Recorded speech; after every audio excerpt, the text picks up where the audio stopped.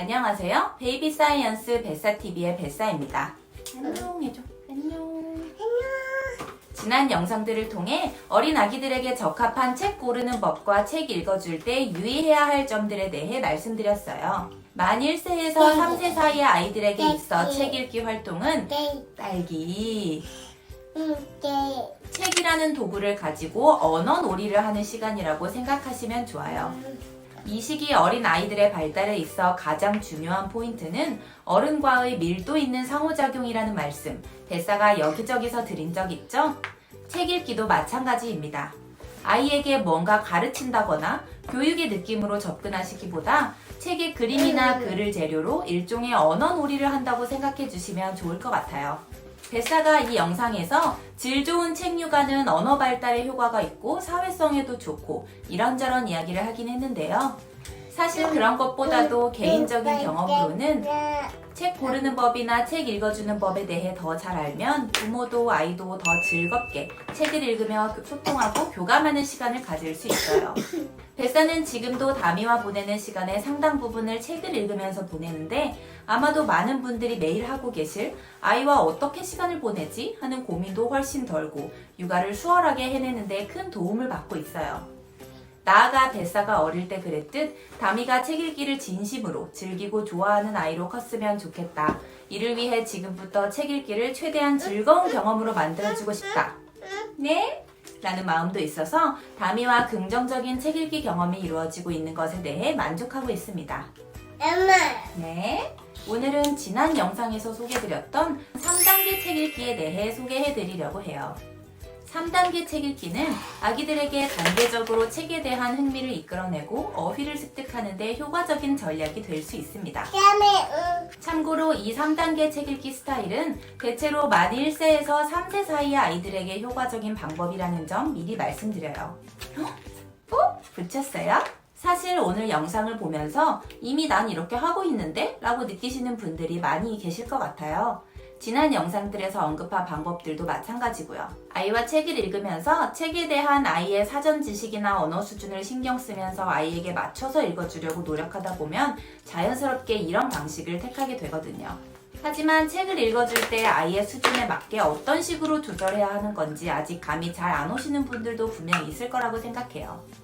그래서 아직 감이 잘 안 오시는 부모님들, 시행착오 시간이나 비용을 좀 줄이고 싶으신 부모님들을 위해 뱃사가 좀 더 클리어하게 정리해서 단계를 만들었다고 이해해 주시면 좋겠어요. 오늘도 결론부터.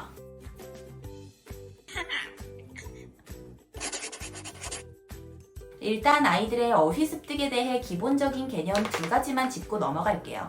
빠른 습득과 느린 습득이라는 개념인데요. 빠른 습득은 이런 거예요. 사과라는 말소리를 들었을 때 아 사과? 하고 머릿속에 사과 이미지가 떠오르면 이게 빠른 습득이 된 것입니다. 영어 공부할 때 단어책 보면서 달달 외우는 수준 정도로 생각하시면 되겠어요. 느린 습득은 그 단어에 대해 좀 더 심도 있는 이해까지 하는 걸 말해요. 사과라는 말소리를 들었을 때 사과는 과일이라는 카테고리에 속한다는 것, 초록색도 있고 빨간색도 있다는 것, 아삭거리고 새콤달콤하다는 것 등 사과에 대해 다양한 지식들이 머릿속에 있고 이 단어를 가지고 자연스러운 예문까지 만들 수 있게 된다면 사과에 대해 느린 습득이 이루어진 것입니다. 영어 공부할 때 많은 예문들을 보면서 공부하면 중간 정도 단계의 느린 습득, 나아가 실제 상황들 속에서 단어의 의미를 여러 가지로 경험해 보면서 공부한다면 완전한 단계의 느린 습득이 이루어진다고 볼 수 있을 것 같아요. 모든 어휘는 빠른 습득을 거쳐 느린 습득까지 이루어진 후에 비로소 습득했다고 말할 수 있게 됩니다. 그럼 뱃사의 영유아 책 읽기 3단계에 대해 단계별로 자세히 알아볼게요. 1단계는 포인팅과 라벨링입니다. 포인팅은 손가락으로 대상을 가리키는 것, 라벨링은 가리키는 대상의 이름을 불러주는 것을 뜻하는데요. 영유아 책 읽기에 대해 심도 있게 연구한 발달 심리학자인 이 논문의 저자는 특히 18개월 이전 아이들의 경우 그림책 읽기 활동의 가장 메인은 포인팅과 라벨링 활동이라고 하고 있습니다. 한 연구에서는 그냥 아이와 자유롭게 놀이하는 상황과 책 읽기 상황으로 나눠 부모님의 포인팅과 라벨링 습관이 아이의 1년 뒤 어휘 수준에 미치는 영향에 대해 살펴봤는데요. 그 결과 자유롭게 놀이하는 상황에서 포인팅과 라벨링은 아이의 어휘 수준과 상관이 없었지만 책 읽기 상황에서는 부모님이 포인팅과 라벨링을 적극적으로 해줄수록 1년 뒤 아이의 어휘 수준이 더 높았다고 합니다. 일단 포인팅의 의미에 대해 살펴볼게요. 포인팅은 간단해 보이지만 굉장히 중요합니다. 손가락으로 무엇인가를 가리킨다는 것은 자, 저 대상에 함께 주의를 기울이자 라는 사회적 신호를 보내는 것입니다. 끈적끈적해요. 어린 아기들은 이 세상의 수많은 자극들 중에서 무엇에 집중해야 하고 무엇을 무시해야 할지 알지 못합니다. 모든 자극들을 다 받아들여서 처리하려고 한다면 굉장히 뇌가 피곤해지겠죠. 그래서 아이들은 부모님이 보내는 사회적 신호를 적극적으로 활용해서 무엇에 집중해야 할지를 파악하게 됩니다. 부모님의 시선을 자연스럽게 따라가기도 하고 손가락 끝을 바라보기도 하고요. 이렇게 부모와 아이가 함께 무언가에 집중하는 것을 함께 집중하기라고 하는데요. 이 함께 집중하기를 통해 아이는 무언가를 의미 있는 정보로 받아들이고 가장 잘 흡수합니다. 부모가 아이와 놀아줄 때 그 장난감에 열심히 집중해주면 아이도 그 장난감에 더 오래 집중하는 이유가 바로 이 함께 집중하기 효과 때문이에요. 끈적끈적해요. 우리 손 씻으러 갈까? 어쨌든 아기들의 학습에 있어서 함께 집중하기는 매우 중요하고 포인팅은 함께 집중하기를 유도하는 중요한 활동이라는 것이죠. 책을 읽어줄 때에는 특히 부모님이 손가락으로 가리키는 대상이 명확하게 더 잘 보이고 포인팅을 한 후에는 그 대상에 대한 질문이나 설명이 100% 함께 따라옵니다. 그래서 아이들은 책 읽기 도중 포인팅이 발생하면 뭔가를 배우기 위해 집중할 만반의 준비를 갖추는 거예요. 여기까지 포인팅에 대해 말씀드렸어요. 다음에는 라벨링에 대해서 좀 설명드릴게요. 라벨링은 특히 아이들이 어릴수록 어휘를 가르쳐 주는데 효과적인 전략입니다. 이건 토끼야. 쉽고 명백하잖아요. 일반적으로 아이들은 어릴수록 라벨링처럼 이건 토끼야 이렇게 명시적으로 말해주는 문장으로부터 더 잘 배울 수 있습니다. 하면서 꼭 이렇게 라벨링으로 명시해서 말해주지 않더라도 맥락을 파악해서 그 어휘의 의미를 파악할 수 있게 되고요. 한 연구에 따르면 아기가 18개월 정도 되면 이건 토끼야 이렇게 명시적으로 말해주는 라벨링 뿐만 아니라 저 토끼 인형 좀 가져와 줄래? 라고 하는 지시하는 형태의 문장을 통해서도 비슷한 수준으로 어휘 습득이 가능하다고 해요. 인지 능력이 생기면서 이건 토끼야 이렇게 명시적으로 딱 알려주지 않아도 아 나한테 저걸 가져오라고 하면서 토끼라고 하는 걸 보니까 저게 토끼인가 보다 이런 식의 추론이 가능해지는 것이겠죠. 종합하면 아이가 어릴수록 포인팅과 라벨링을 적극적으로 해주면 어휘 습득이 잘 일어난다는 것입니다. 특히 18개월 이전에는요. 이 1단계의 포인팅과 라벨링을 통해서 어휘의 빠른 습득이 가능해요. 여기까지 말씀드리면 18개월 이전에는 책을 읽어줄 때 포인팅과 라벨링만 하면 되나요? 18개월 이후부터는 안 해도 되나요? 이런 질문이 예상되는데요. 이 단계를 어떻게 적용하라는 것인지는 3단계까지 다 설명드리고 나서 마지막에 말씀드릴게요. 2단계는 텍스트 읽어주기입니다. 포인팅과 라벨링을 충분히 한 이후에는 혹은 아이가 책에 나오는 그림의 대부분의 단어들을 이미 알고 있는 상태라면 이제 텍스트 위주로 읽어주세요. 다만 텍스트를 읽어주실 때에도 기술이 있습니다.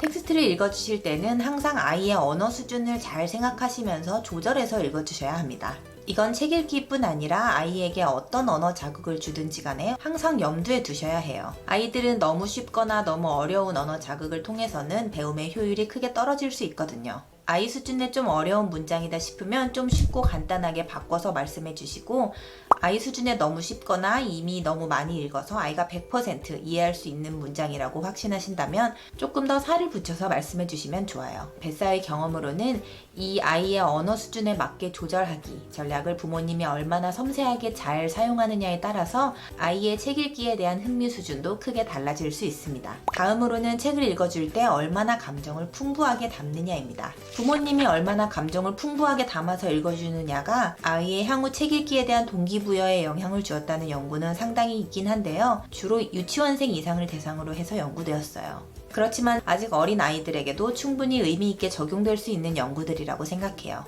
표정이나 제스처, 억양 등 부모님이 사회적 신호를 더 풍부하게 잘 활용할 때 어린 아기들이 말의 의미를 더 잘 이해할 수 있게 되거든요. 감정을 풍부하게 담기 위해서는 부모님이 책을 읽어줄 때 단조로운 억양보다는 조금 리드미컬하게 억양을 살려서 읽어주시면 좋고요. 각 등장인물의 대사를 읽어줄 때 각자 다른 목소리를 살려서 연기하듯이 읽어주시는 것도 좋습니다. 또한 스토리 전개에 따른 부모님의 감정을 말로 표현해주는 것도 도움이 된다고 해요. 예를 들어 이 뒤에 무슨 일이 일어날까? 엄마 정말 궁금해. 깜짝 놀랐네. 곰 잡으러 갑시다.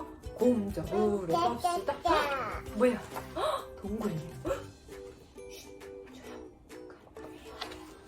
조심. 저 누구지? 곰이다. 곰이 나타났다. 반짝이는 눈, 촉촉한 코. 곰이다. 도망가자. 오, 곰 여기 따라오지? 뛰어. 문 닫아. 곰 들어온다. 문 닫아. 다시 올라가. 침대 속으로 들어가. 곰이 오니까 문이 이렇게 닫고 위로 올라간 거야, 이 친구로. 문 닫아. 살았다. 이제 곰 잡으러 가지 말자. 무서우니까. 그랬대요. 곰 안녕. 그랬대. 안녕. 곰 집에 가는 거지? 곰이 에이 못 잡았네 하고 집에 가는 거야. 한 번 더 보고 싶어? 부모님이 이런 노력들을 담아 책을 읽어주시면 아이들이 책의 스토리에 더 감정적으로 몰입하기 좋고 이것이 책 읽기의 경험을 긍정적으로 인식하는 데 도움이 된다고 합니다. 특히 정보 전달 책이 아닌 이야기 책의 경우에는 조금 더 감정을 풍부하게 살리려는 노력을 하시면 좋겠네요. 이 2단계 책 읽기를 통해 1차적인 느린 습득이 일어납니다. 이제 아이들은 스토리로 긴밀하게 엮여진 문장들 속에서 단어의 의미들을 조금 더 깊이 있게 파악할 수 있게 돼요. 3단계는 대화하며 읽기입니다. 이 단계는 책 읽기를 통해 가장 많은 배움이 일어날 수 있는 단계이고 동시에 많은 부모님들이 놓치는 단계이기도 합니다. 책 읽기의 퀄리티는 대부분 이 단계에서 차이가 난다고 해요. 그리고 이 단계에서 2차적인 느린 습득이 일어나요. 아이는 이 대화하며 읽기를 통해 책의 어휘들을 좀 더 깊이 있게 이해할 수 있게 되고 듣고 이해하는 것을 넘어 표현할 수 있는 수준으로까지 어휘를 익히게 됩니다. 부모님들을 대상으로 이 대화하며 읽기에 대해 교육을 진행한 후에 장기 추적 연구를 해보면 이러한 교육을 받지 않은 부모님들의 아이에 비해 표현 언어가 더 뛰어난 경향이 있다고 해요. 대화하며 읽기 단계는 책의 내용을 가지고 아이와 대화가 이루어지는 단계예요. 단순히 말해주는 게 아니라 오며 가는 게 있다는 거죠. 대화하며 읽기에는 여러 가지 전략들이 있는데요.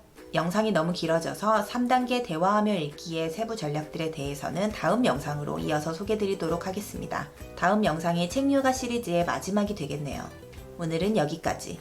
공부하는 엄마의 근거 있는 육아 정보 뱃사였습니다.